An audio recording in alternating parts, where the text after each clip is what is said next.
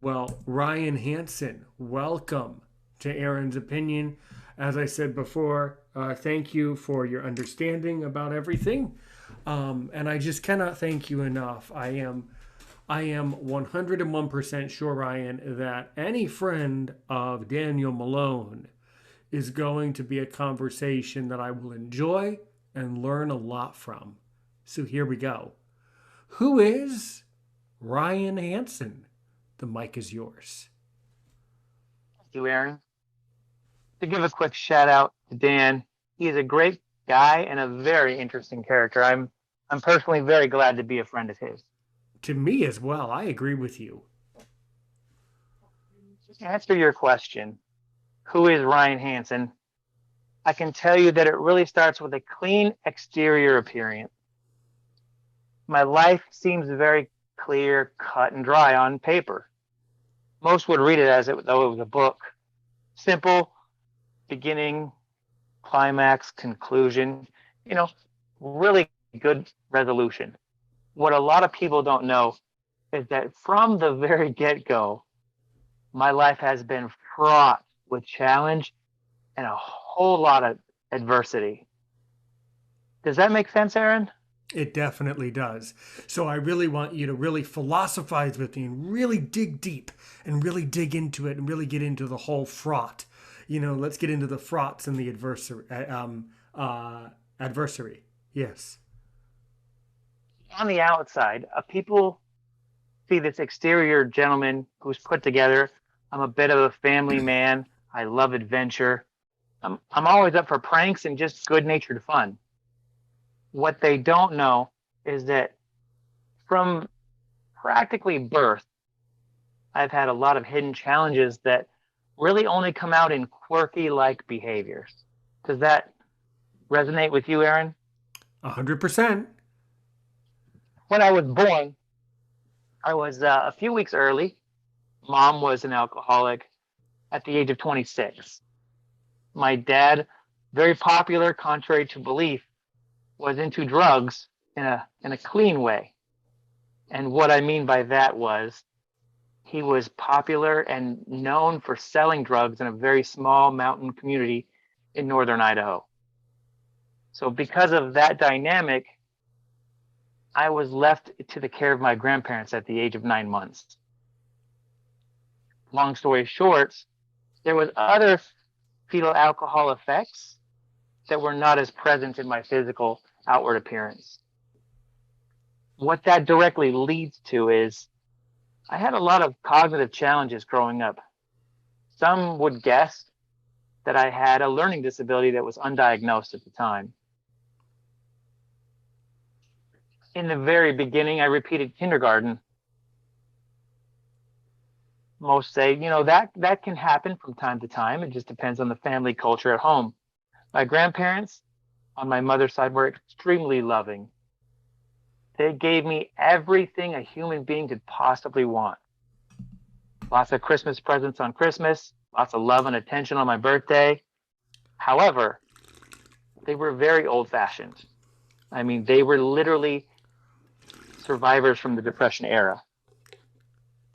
So that means there's no allowance. The expectations are very high when it comes to family contributions.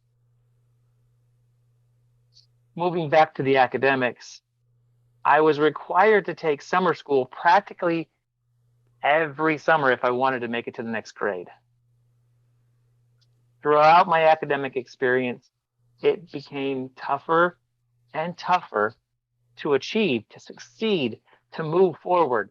It's almost as though the older I got, the heavier I became emotionally. Since we're getting into the realm of philosophy, I can leave that a little bit more into the future. I've had challenges my whole life, Aaron. Challenges that most people would find somewhat entertaining and hard to believe, but I tell you right here and now, they're all true. Fast forward, I'm 44 years old. I'm a veteran from the United States Army. I have 3 college degrees, my own family to include a wife and 4 kids. and I'm also a person who is visually impaired.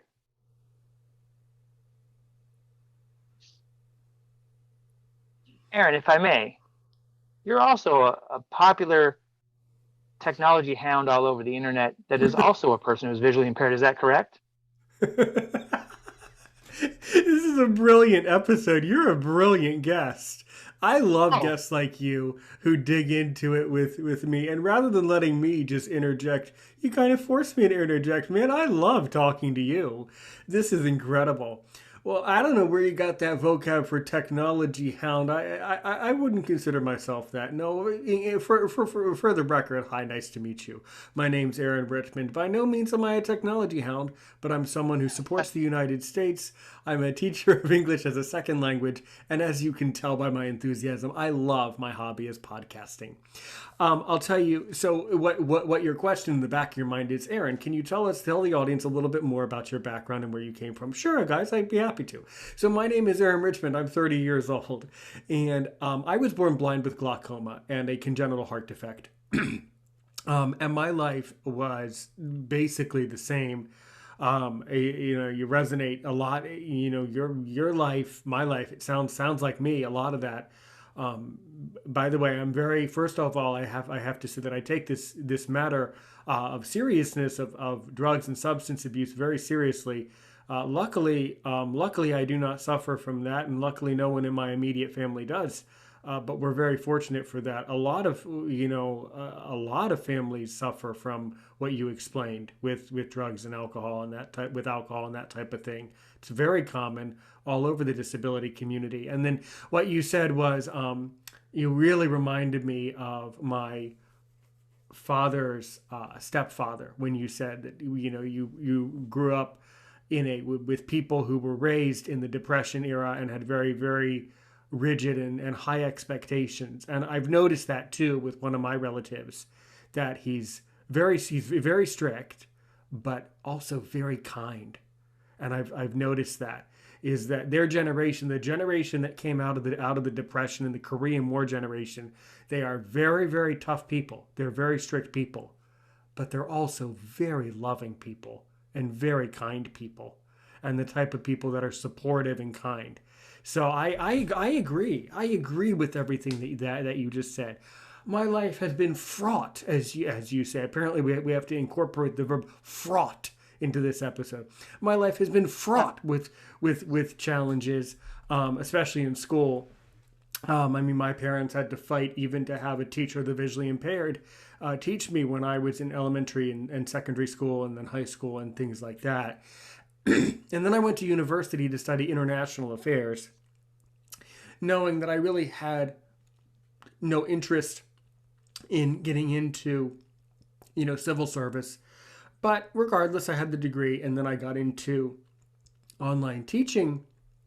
And then my hobby has always been listening to podcasts. I'm someone who's always been, fascinated by the radio. And, I'm not, I mean, we aren't going to, we don't need to get into the politics of who I listen to, but I always listen to great people who support the United States. And it really helped me. I think as a child, if I had talked about this off the air and known where, what your feelings are, I would tell you at this particular moment who I listen to. But I would like to be coy and kind and strong and not reveal that. But I'll tell you that I listen to people who really showed their love for radio and for the United States. And those are the types of people that I listened to, as a very small child, 3, 4, 5 years old. Anytime I was in the car, my parents would just turn on the radio. And I think that really, that definitely lit a flame under my ass to definitely be a content creator and podcaster and basically broadcaster to this very day. So I'd been teaching for 6 years, right? And I realized that that there just aren't enough great podcasts for blind people where we can really have someone to turn to who's ready to tell their story in a really upbeat and motivated way. But why don't you? But that was a very good diversion from the challenges that you have had to have been fraught with. Why don't you get back into those fraughts and challenges and really dig into some of your. Hey, by the way, you say, guys, this guest Ryan has 100 stories that he can tell us tonight. 95 of them are true and 5 are lies. So I want you to pick a couple true stories and maybe a couple lies, and really dig into it with some stories for me about your life. Go right ahead. Thank you, Aaron, and it would be my pleasure. Before I continue to those thoughtful stories, I'd like to compliment you and say thank you for giving me the words to describe my grandparents, which was done so eloquently perfect. Because I believe I have one that's just like that. I know what they're like. I have one that's exactly like that. Yes. Mm-hmm. by expectations and very kind. Yes. Yes. Yeah. Having said that, let's get on to some of those fraught stories regarding my challenge and adversity. Of course, I've sprinkled a little bit about my childhood in there. I've mentioned that I'm an Army veteran. You know that I've got some collegiate experience under my belt. And all of those come with challenges that most people would say, yeah, you had to study or you crashed on your bike or something. But no, they unfortunately delve a few levels deeper than that. If you had to pick childhood, military, or college, which one would you start with, Aaron? Well, childhood. All right. I was an outgoing, adventurous, injury seeking child. I loved it. There was no too high in a tree, there was no too fast on my bike. I think to date, I have a little over 27 scars on my entire body, specifically from stitches as a child. Now, that's actually one of the lies. I only had about 20 injuries that required stitches as a child. You incorporated a lot. Very good. Well done. I'm trying to keep our listeners sharp so they're paying attention here because Okay. it's Well, going to get really good. there will be a multiple choice exam at the end of this. I can already tell. Okay. Very nice. So, in the beginning, you heard about me repeating kindergarten, summer school every year in order to proceed with my classmates. Which on the record, I had to repeat kindergarten too because I didn't know enough Braille. So you aren't the only one. It could be a sign of geniuses, potentially.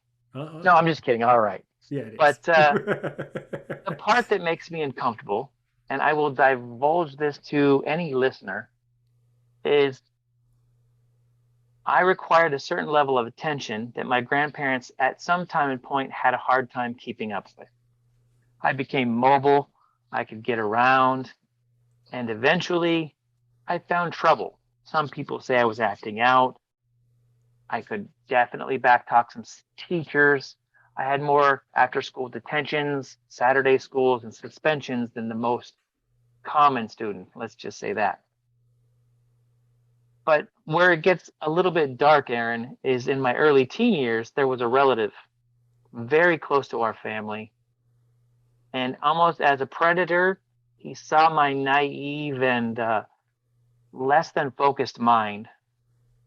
And this was a very, very closely trusted family member. For the sake of our family's privacy, I'm not going to disclose that on the web. However, this person eventually took some pretty, what is the right word? Some very damaging advantages of me when I was a young teen. And to this date, there's only a few family members that know about it because this person, believe it or not, is very close to our entire family. Everybody thinks this person is an angel. No way this person could do any harm or damage to a child. What the world doesn't know is I was targeted quite successfully, and that didn't come out until about 4 years ago at the age of 40. I had to live with that for almost 25 years. That's the childhood. Horrible school experience, undiagnosed, no biological mother or father present at all. They weren't in the background. There was no visitation. Struggling academically, behaviors above and beyond that of a child crying out for attention. Then I was just zeroed in on by that relative. And it was not a really good time, Aaron. Which leads me directly to my second story. Which Go ahead. Yeah. So I know this makes me sound very naive and ignorant when I ask you this, but are you able to divulge? I mean, this is marked as explicit. I mean, are you able to divulge kind of I can like divulge some, what yes. can you tell me what happened? By the way, only if you want to tell me what happened, you can tell me if you don't. Absolutely. This feels really good. I'm a grown man, former Yeah. veteran. I can handle most adversity nowadays. What happened was when I became a preteen, I became curious as to the opposite sex, and there was a male role model in my family that was happy to take me on because my grandparents were old. They had a hard time relating and keeping up with me, and he was happy to step in and guide me. This initially took place through conversations about faith, social norms, and eventually evolved into adult pornography. I mean, that videos primarily, some magazines.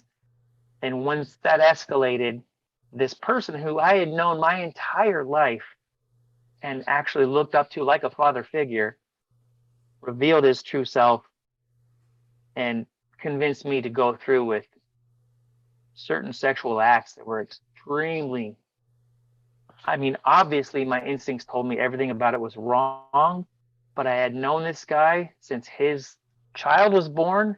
I was 3 when his child was born, my number one relative. But eventually, his son and me became brothers. We were just inseparable. Unfortunately, when I was a preteen, that opened up some doors that nobody in the family thought any less of. Never thought it could be a possibility, but it happened. And that is when my teen years became, I guess, eruptive volcano type behaviors. What was once a smart aleck attitude or some sassiness or a little bit of daredevil really escalated. I got in trouble with the school. I got in trouble with the authorities. I reached out to my biological father, and he replied, I don't know how to be a father. You're better off over there. My answer is no. Oh gosh. I don't know how explicit that was, Aaron, but that really covers it in a nutshell. So what did you learn? So because the reason I wanted you to tell the story, obviously, that's concerning. On so many levels, that's not obviously not okay. But I'm concerned, and I really appreciate your honesty about it. One of the things that scares me is I think that there are a lot of people with disabilities who find themselves in that very situation. So, what did you learn looking back as a 40-year-old guy now? By the way, I'm 30 years old. But what did you learn from that experience today? And looking back, hey, what if, you're listening to this podcast or watching this video, and what if you have a disability and someone is treating you like that in that way, and that you're in one of these same situations? I don't think you're alone.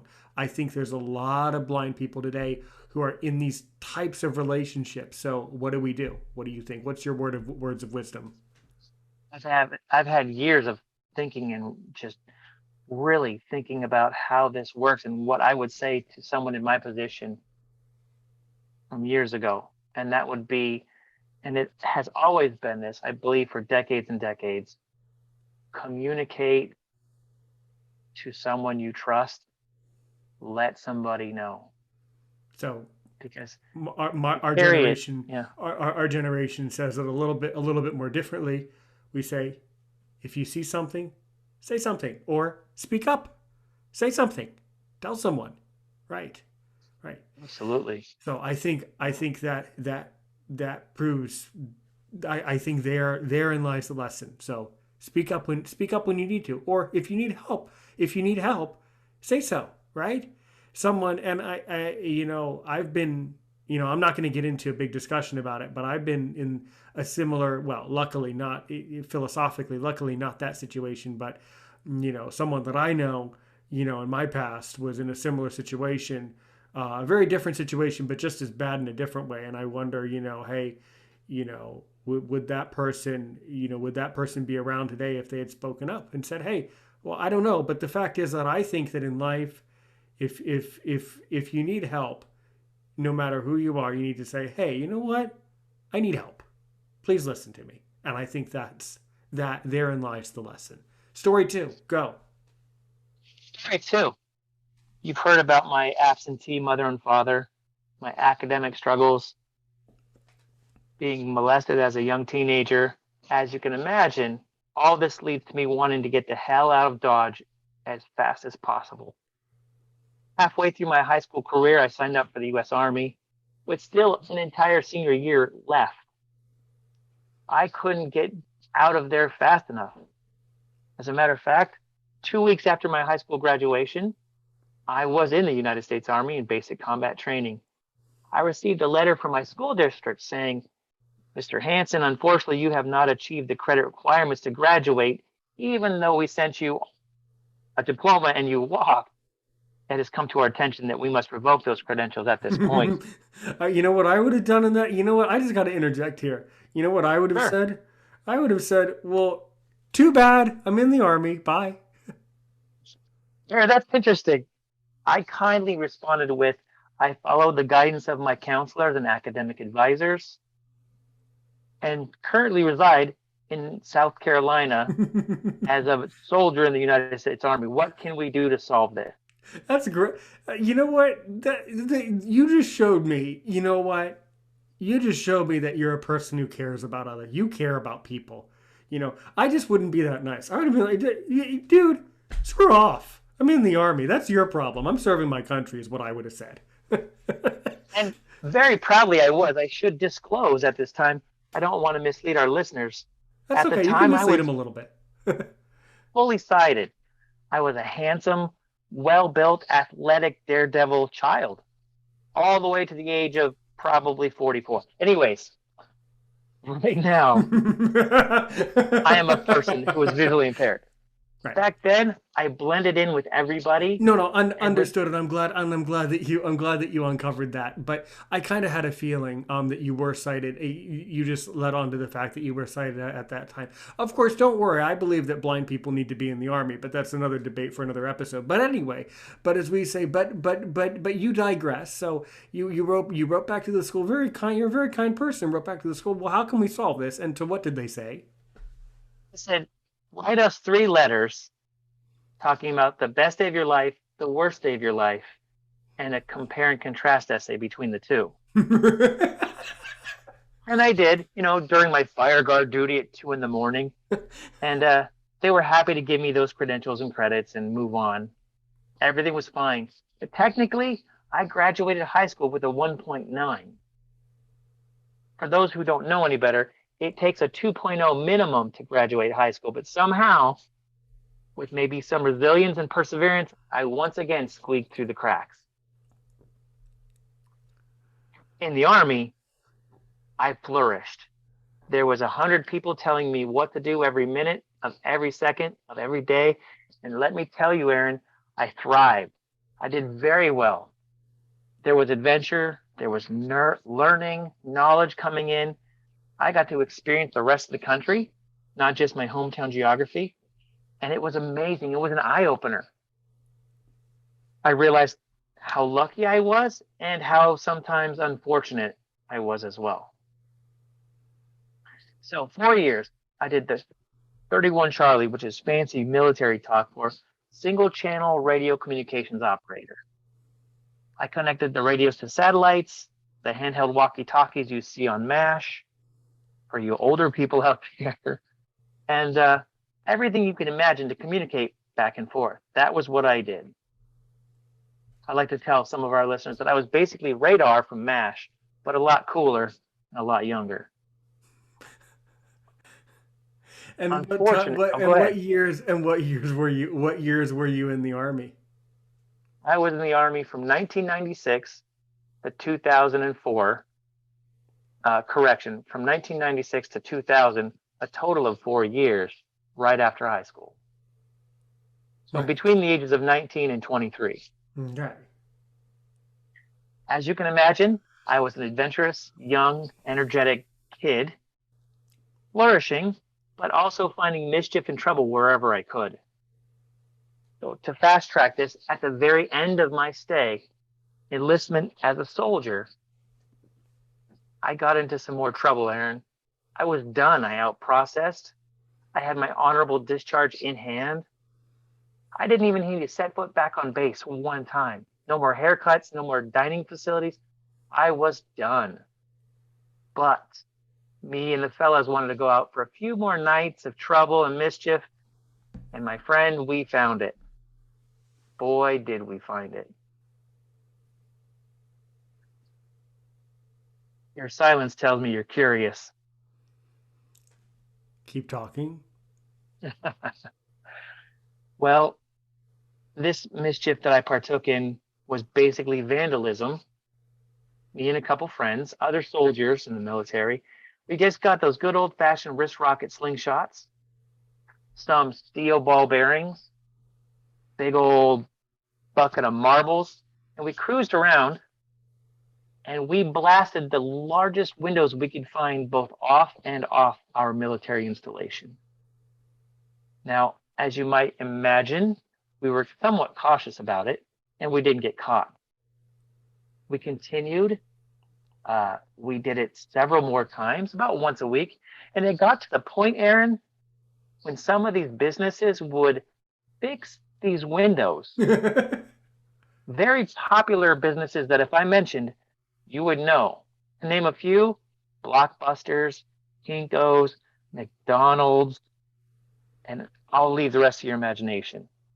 As soon as they would fix these windows, we would go back a week later and just demolish them. As I mentioned, there might have been a bit of a learning disability in my youth. Wait a minute, Might no, not. no, no, no, no, no. You could, you're trying to crutch on the learning disability to give you an excuse for breaking the windows. No, no, no, you were just bored. No, you I'm can't glad blame you the bring learn. that up. No, What? there's a bit more of a twist to it, I'm sure. and this is 100% true. I knew darn well within the meat of my bones it was wrong. It was completely just some of the most rude behavior a human being can do. The twist is I would never hurt anybody or any human beings, and nobody was ever hurt. But we would break these windows while people were in these businesses doing transactions. So that is the part that, believe it or not, and I promise this is true, I always knew I would scare the living shit out of somebody or startle them. The competition was who had the biggest balls, that kind of mentality. But I would never in my life imagine of hurting another human being. And that's where I think the undiagnosed learning challenge might come into play. Was it wrong? 100%. Did I know people were in there? Absolutely. Would I have ever put them in harm's way? No way in hell. Right, right. No, it's a very interesting, Phyllis. It's an important discussion because, we have a lot of people around the Facebook. I'm really glad you brought it up, and I'm really glad that you're uncovering a lot of these because these are questions that listeners are asking in the disability community. How does these types of things work out? The answer, what it sounds like to me, and it's none of my business, but it's none of my business to say this, but I'm going to say this anyway. I think, quite frankly, I think you were frustrated, and you needed to burn off some steam from the trauma that you had already suffered through. And I think you needed to just get some stuff off your chest and just have some fun. And I think it was completely inappropriate what you did, but it wasn't okay. But I understand why you would be accepting of that behavior at that moment. I can understand momentarily why that would be acceptable in your position.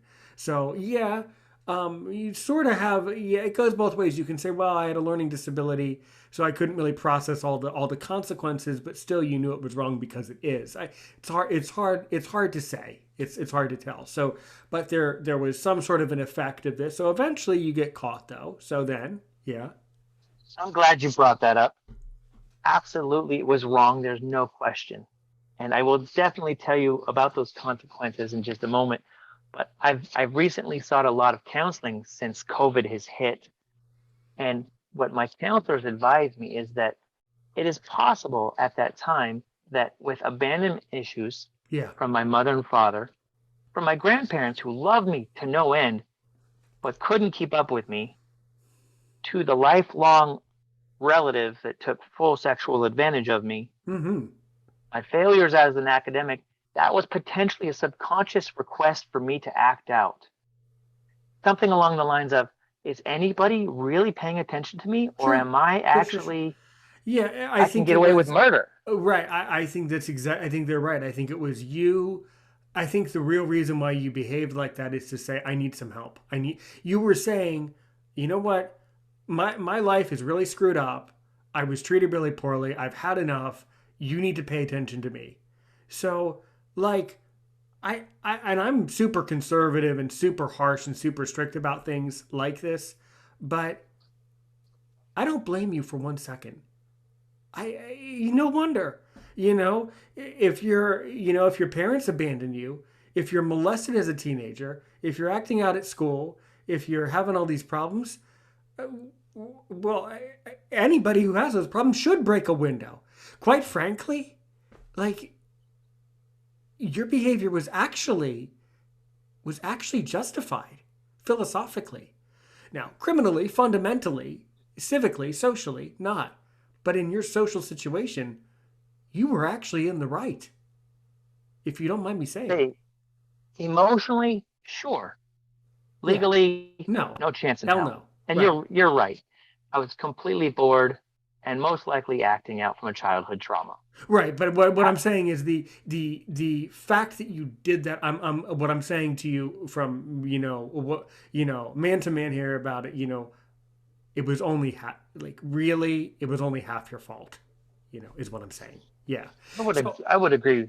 yeah. So okay, but then in the end, you did so you do get caught at some point. So why don't you dig in if you want and tell us a little bit more about how this kind of resolved itself in the end?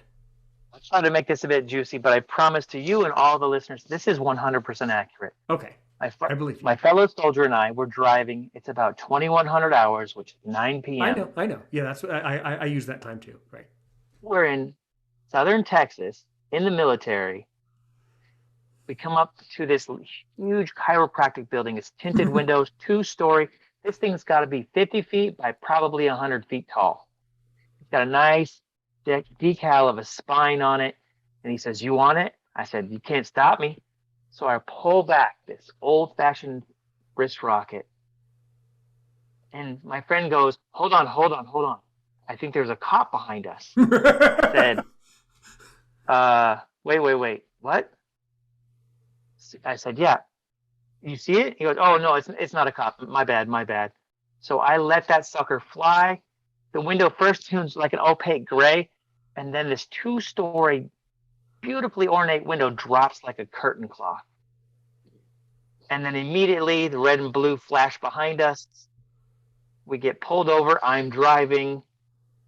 2 more cop cars show up. Shotguns are pulled. Microphones. Get your hands out of the window. It was a felony stop. They ran my plates, knew I was military, and thought we had been using military grade weapons, Oh, shooting these, like, basically a drive by. Once they yeah. found out it was not, it didn't really matter. Now you have to. Now, I can understand from their perspective, law enforcement. That must have been terrifying for them. I mean, just to put the blame on someone else for a minute. Never mind about you. I mean, can you imagine? I'm sure you can now, as a mature adult, look back on that and understand how terrified they must have been. They must have. Well, holy moly! Do these guys have rocket launchers? What's going on? They could have been. They were terrified when they came up to you. Probably. Yeah. Absolutely, there was plenty of firearms pointed at us. Right. So essentially, the civilian authorities take us into custody. They relinquish custody to the military authorities because we did belong to the Department of Defense. But in that time, I had secretly worked it out with my soldier friend that I was going to take the full brunt of the consequences because I was already out of the service. I still had a few days left technically, but I was on permanent vacation from the military. I didn't think I was going to get in that much trouble because I thought maybe they only knew about that night. But unfortunately, they had tied that evening's chaos into the dozen or so times previous that we had done. And on that note, I ended up doing 6 months in a federal incarceration facility outside of the state of Texas. I didn't belong to the civilians. I didn't belong to the Department of Defense. So they put me in a federal prison in Lawton, Oklahoma for 6 months. I had to pay a little over $14,000 in voluntary restitution. I pled guilty to all the 29 specifications of those malicious charges. I think in Texas it's called criminal mischief. And I lost all my military credentials. My honorable discharge was gone. VA benefits were gone. Any positive status from being a veteran was flushed down the toilet that night. While incarcerated, I was beaten bloody within the first 2 weeks. That is 100% true. Now keep in mind, Aaron, I was a brick shithouse. I was trained by 4 years of military tactics. I was kind of a badass, but I did not yet have the mental capacity to act and behave like a physical, intimidating presence. I was still a bit of a chihuahua, you know. And I will say, after I was beaten bloody and hospitalized after my first 3 weeks, I then became the tough guy. And I very much learned how to beat somebody else down before I took the first punch. Is that making sense? Yep. So I go from this sweetheart little kid acting out, challenge and struggle, but on the outside, my exterior looks like everyone else. Maybe even a little more so in a good light.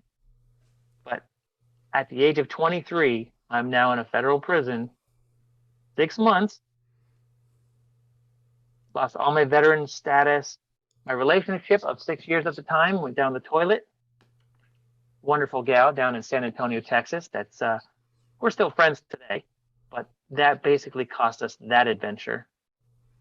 So I got out of the service, picked up myself, 1 foot at a time, went to college to become an elementary school teacher.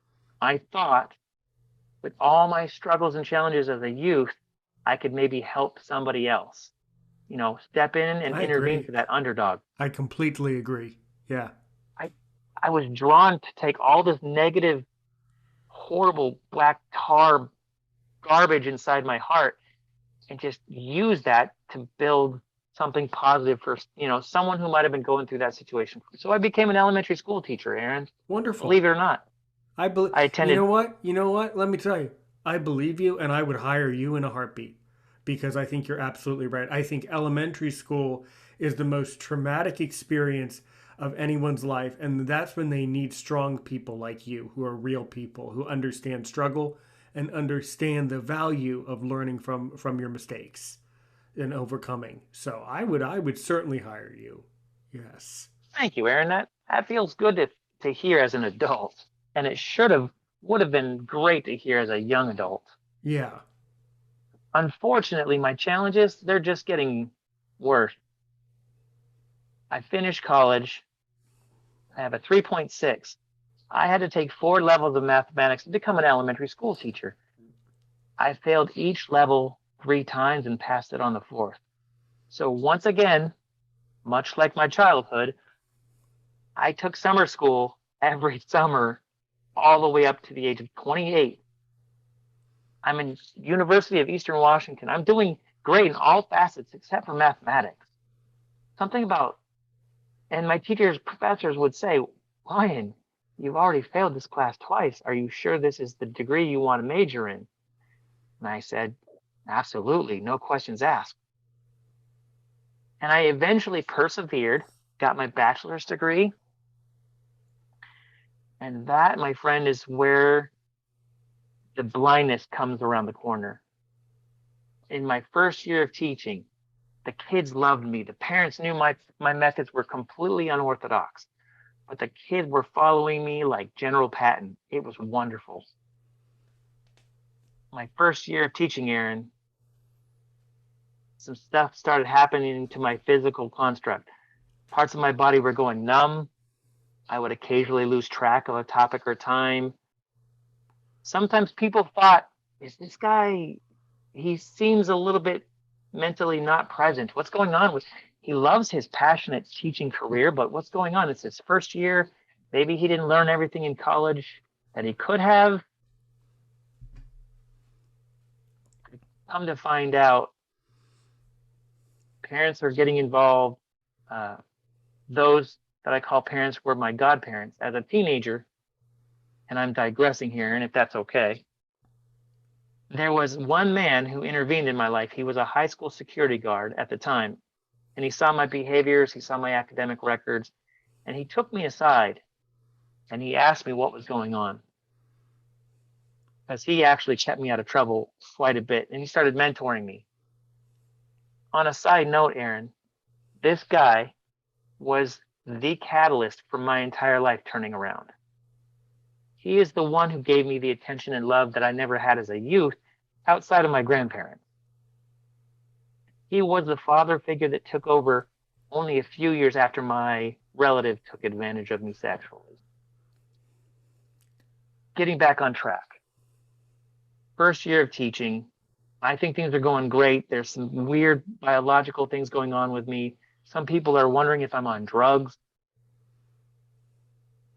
Let's set the record straight. Were you on drugs? No way, no Okay. shape, no No. how. Okay, no. Yeah. So no is the answer. Okay, next. Go ahead. Yeah. To this day, because of my biological mother and father, I do not drink and I do not mess around with drugs. Good. Not marijuana, not anything recreational. After that first year of teaching, it was discovered that I had a brain tumor in my head. Aaron, this thing wasn't the size of a mushroom or a strawberry. It was the size of a grapefruit. And I didn't want to go to the doctors. I was pretty old fashioned back then, wanted to save my money. The emergency was $1,200 and they couldn't find anything. But when I would lose my sight temporarily for a few minutes at a time and it would come back, or the feeling in my arm, left side, or the feeling in my jaw, or some weird numb body parts that I can't really explain, like internal organs were going numb. I finally went to the hospital a second time, and it was there they were scanning for a detached retina because they thought, well, the loss of vision is pretty significant, but it's intermittent and comes back and then it goes. While in the MRI machine, getting a scan of my retina, I hear the imaging technician say, "Holy shit, Tom, look at the size of this tumor." Okay, that's for the listener. Let me translate. That's not good. It's really not good at all. Of course, I said, "What's that? Are you guys talking to me?" And they said, "Oh, Mr. Hansen, you're doing great. The images will be about 4 more minutes." Click. So 4 more minutes go by. I get discharged from the MRI machine. They say, "You got some great images, but we're just a techs. We can't really say anything medical. And somebody might be giving you a call later." And I didn't think twice of what they said. I didn't register what they were trying to say.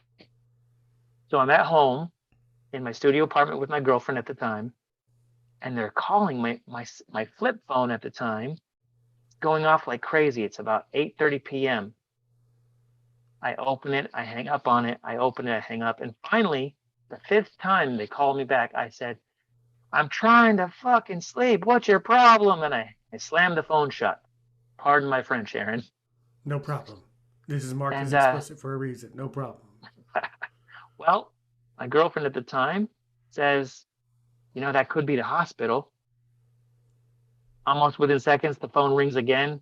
I said, "Hello, Ryan Hansen, this is Harborview Medical Center in Seattle, Washington. You had some scans earlier, and we've detected a large brain tumor inside your cranial cavity. Would you like us to provide you transportation, or can you get here because we have an emergency surgery extraction scheduled tonight?" I'm not kidding, Aaron. Oh my god. So I mean, if you don't mind me saying, like at this point, did you like have a heart attack? Did you shit your pants? I mean, like, how do you process? You're tired. It's at night. They're telling you. I mean, this is like a movie. Like, what did you do? Like, holy moly. I can only imagine that I've seen after images Yeah. of the brain tumor. Mm-hmm. My brain looked like a squash banana. Right. And the people would confuse the tumor for my brain and wonder what is that banana looking thing in the corner. Well, the banana was my brain. And the thing that was supposed to be in my brain was actually the tumor the size of a grapefruit. And so I can only guess that because of that brain tumor, I really didn't give the slightest shit, Aaron. Nothing could really affect me one way or the other. I was just existing and Yeah. wanting to sleep. I just wanted to be left alone. It was funny. My girlfriend at the time said, you would dump like half a bowl of Cheerios into a bowl, take a full cup of sugar, and then another full cup of sugar, eat it, and go back to sleep for a day. And that was right before the phone call. And we went in. She's putting her shoes on. I went into the hospital. Apparently, there was a brain surgery within the next 48 hours. I don't remember anything from that first week. The massive brain tumor extraction only took 9 hours. I was discharged within 2 weeks, but unfortunately, because my optic nerves were starved of oxygen already, when they embolized or cut off the blood flow to that part of my brain for those 9 hours, my optic nerves atrophied, meaning they just gave up the ghost and said, we can't function without oxygen. We're already torn. And so I woke up with perfect vision in one eye and no vision in my right eye. And I thought, you know what? I feel like $1 million stallion. I feel wonderful. And okay, so I had to pay the universe one eyeball. One half of my field is gone. I couldn't be happier, Aaron. But unfortunately, over the next 2 months, the vision in my left eye reduced down to what I now call blurry contrast and movement. So with one eye, I have the ability to see light and moving cloudy objects if the contrast is high enough. So basically, if my wife is wearing a big white tuxedo and she moves in front of a black background, I might be able to see a white cloud with my left eye. So of course, you can imagine my teaching career, my college challenges and success were down the toilet. Once again, I'm back on the bench at ground zero. It was hell, Aaron. Absolute emotional hell. Because I had the support network of my God family, those who took an interest in me during my teen years, I was immediately surrounded with a network of family and friends. They pushed me into a vocational rehabilitation training center in Seattle. And I'll tell you what, for 1 year, my goal was to get back to teaching. I wanted to get back to being an educator. So they accepted those VR goals, vocational rehabilitation goals. And I learned in about 11 months Braille, both grade 1 and grade 2. That's, for those who aren't Braille familiar, easy Braille and advanced, really complex Braille. I learned how to be self-sustaining as far as the kitchen goes and taking care of my own environment. I learned professional tool tips and tricks for career class. I could keyboard 60 words a minute. And I also learned orientation and mobility, which is how people who are visually impaired get around with a white cane or guide dog. After 11 months, I was ready for grad school. They didn't believe it, but I pushed that envelope because I have that kind of tenacity. And I went to I became a teacher of the visually impaired. That doesn't mean because I'm visually impaired, as you know, I'm a teacher. No, that means anybody at a regular traditional university takes a 2-year graduate level program to become a teacher for those who are visually impaired. So to clarify for some of our listeners, Aaron, I was a teacher of the visually impaired that was visually impaired. I did very well, got a 4.0. First one to finish my internship with high marks. I'm back on the road to success. But now I'm being challenged with society. It usually has dual certification. As you might know, teachers of the visually impaired are better off if they also have an additional orientation and mobility licensure, which means we can teach those who are blind how to get around with a cane or guide dog through their environment and navigate safely from one place to another. I did all those. One from Portland State University, where I met my wife. and the other one through the University of British Columbia up in Vancouver, Canada, where I was not only the only American, I was the only gentleman and the only person who was blind in the entire program. So as you can imagine, more adventure coming my way. Unstoppable Ryan, here we go again. Having all that in my history of challenges, adversity, and achievements, I thought I was set. I thought I beat the blindness. But I may have skipped one part, Aaron, and I don't know if this is too dark for your listeners, but It is are you comfortable? nothing. Let me tell you. Okay. Nothing is too dark. This on purpose. This is marked as not for children. So nothing is too dark. I've heard it all. Lay it on me. Well, as you heard, I lost my sight to a brain surgery that cost me Right. my initial teaching career. And I went to two different grad school programs and did very well. But I might have briefed over that orientation and training center where I was learning how to be a person who was blind. So those initial 10 months were so horrible. They were having me learn a hallway, which at the time is appropriate, but I'm chomping at the bit to get back to my life. I'm a former veteran. I've been in prison. I've got college done. Adventure's my addiction. But I've been told I have to learn how to use this white cane and learn how to identify hallways and doors before I can go traveling the world. Well, there was some emotional distress, some pretty significant depression, and when nobody was looking, I conjured up this plan to potentially commit suicide via getting hit by a car, framing it to look like an accident. While adjusting to my new blindness and trying to get back to who I was, I thought I'd take my white cane out to some heavily populated areas of Seattle, and wink, wink, veer into traffic. And I know that's a horrible thing to think. And I know a lot of people go through these dark thoughts. Well, at the time, I tried it out several times. I took my white cane, using it appropriately, I veered into oncoming traffic. And with that visual blurriness of something big, and I knew the roads I was on, I knew what was coming.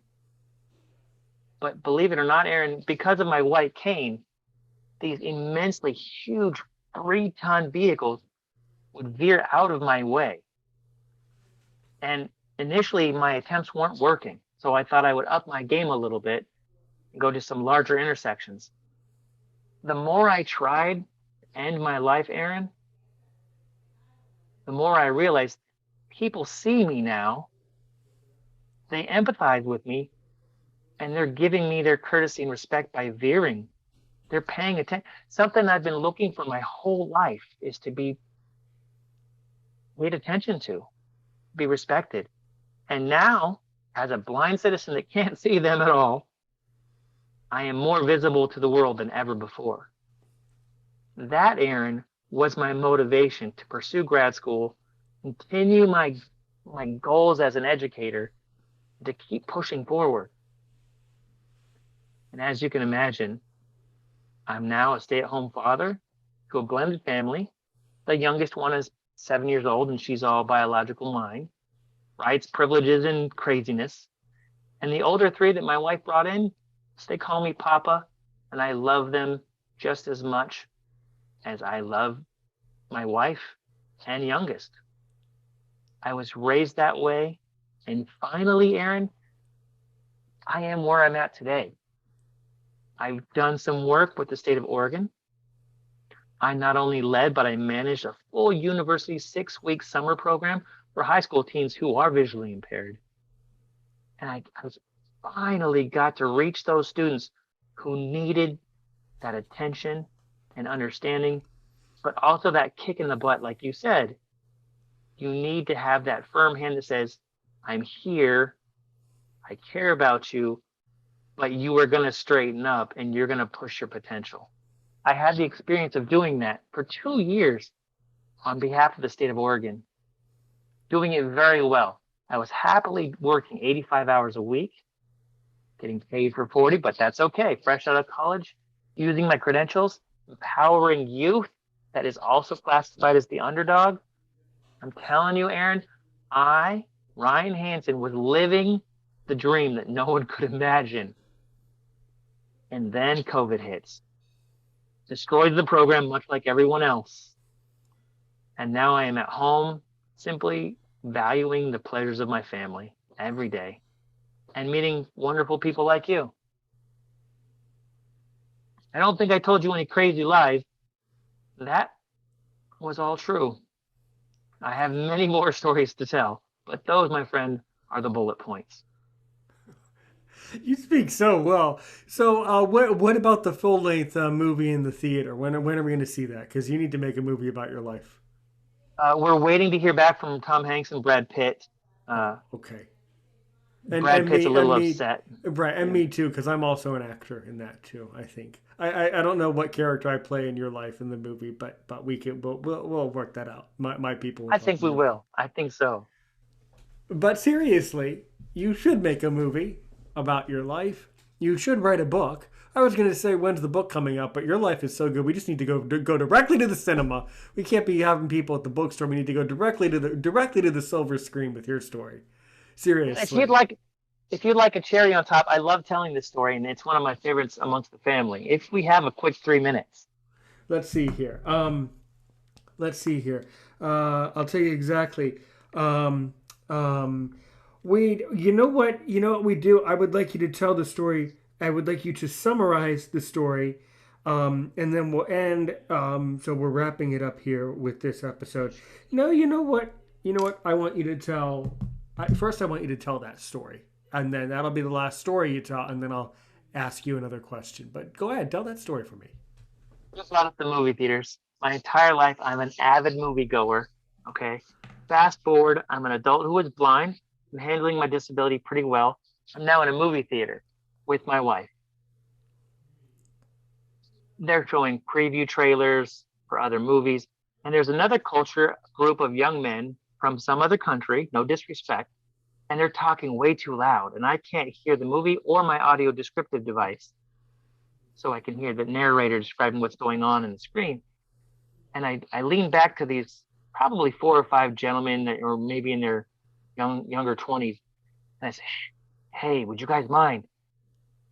And they say, you mind your business. And my accent is definitely wrong. I don't mean to offend anyone. And I ignored them for a few more minutes, and they got louder and rowdier, and I could not hear the beginning of the movie. I want to say it was Hunger Games. Hmm. And sure enough, I turned around and I said, excuse me, would you mind? I'm trying to listen to the movie. And the guy leans forward and very aggressively says, you want to go outside? You want to talk to me man to man outside? So I said, you know what? That sounds great. And I'm saying it loud enough, hoping other patrons are listening. I stand up and I have a telescoping cane, not a folding or collapsing, but it kind of folds into itself and it shoots out like an oversized telescope, kind of like a lightsaber would be extracted from Luke Skywalker. I whip this thing over the crowd. My telescoping cane expands. I lean towards this guy with my elbow and I said, would you mind leading me outside? I'm a citizen who is blind. And That's I kid you cool. not, That's Aaron. cool. That is, I have, you know what? I have never heard a story like this before. This is a great story. This is a great life lesson. So, what did he say? How was his reaction? He said, you mean you cannot see? You are no can see? I said, yes, I am a person who is blind. Would you mind sitting the fuck down and letting us watch the movie together? And I kid you not, that is what happens when you mix ex-military, college education, and some courage. And sure enough, they were respectful. We watched the movie, and my wife still to this day can't believe what she experienced. That's cute. That's adorable. And you know what? I think that's good natured. I think that they were good natured once they realized why you were telling them to stop. Once they understood you, then they understood why they were being rude. Yes. Yes. That's a Funny, Aaron. Yeah. that's adorable. That's pretty cool stuff. That's really touching.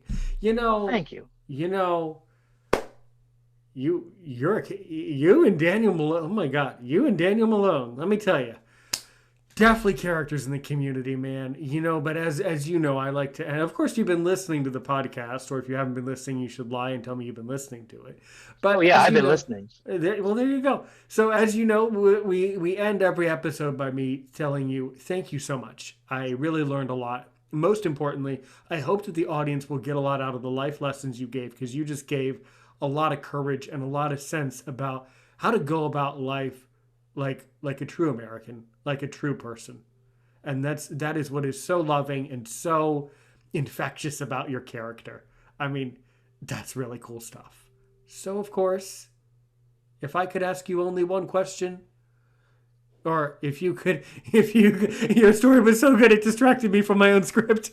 It was beautiful. If you could ask me only one question to really make me sweat, to see if I'm really worth my salt as a podcaster, what do you want to know about Aaron Richmond? I'll give you one question. Richmond, why do you podcast? I podcast because it's the right thing to do. Because we need to help blind people all over the world. Your story might have just healed 1,000 others or 1,000,000 others. That was about the most uplifting and healing story I've heard. I've heard some sad things on this podcast. I've heard some happy things on this podcast. And I've heard some people that come to this podcast because they're people of love and people who clearly want to help others. What do we say at the end of every podcast here at Aaron's Opinion? Help one person today, help 1,000,000 people tomorrow, right? I think you just did it. I think you might have helped 1,000,000. I think you might have helped one today, and you might have helped 1,000,000 tomorrow. Thank you so much. You are forever welcome here. All right? Thank you, Aaron. Thank you very much. Always welcome, man.